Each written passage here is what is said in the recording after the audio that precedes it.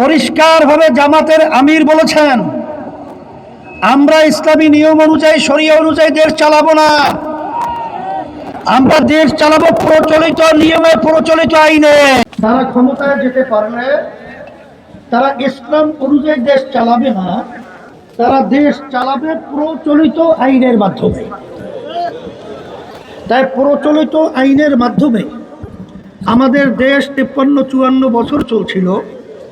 আবার নতুনভাবে এই নীতি আদর্শের মাধ্যমে যদি দেশ পরিচালিত হয়, তাহলে আমরা মানুষ বাংলাদেশে শান্তি পাবো। অনেক আলেম থাকতে পারে, অনেক আরো ভালো মেধাবী এবং অনেক যোগ্য অনেক কিছু থাকতে পারে, কিন্তু মূল ব্যাপার হলো তার আদর্শটা কি, সে আলেম বাস্তবে কি চায়।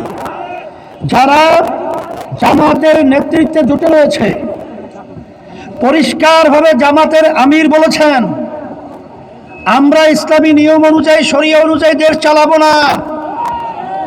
আমরা দেশ চালাবো প্রচলিত নিয়মে, প্রচলিত আইনে। এখন অনেকে হয়তো বা বলতে পারে, আমাদের প্রার্থী তো আলেম না, আমাদের আলেমের কদর, আমাদের আলেমের ইজ্জত করতে হবে। হ্যাঁ, আলেমের ইজ্জত করব, কিন্তু নীতি আদর্শের ব্যাপারে কোনো ইজ্জত নয়।